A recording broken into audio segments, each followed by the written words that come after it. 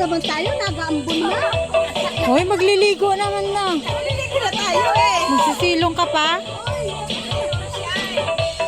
Hindi ka photographer, baka masakit.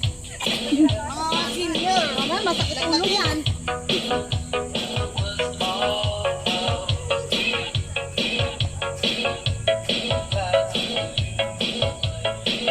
Ba't ang kaganda nyo? Eh, aura namin to eh. Kaya magpakapagod kami. Sa taon ko, bago nagyari.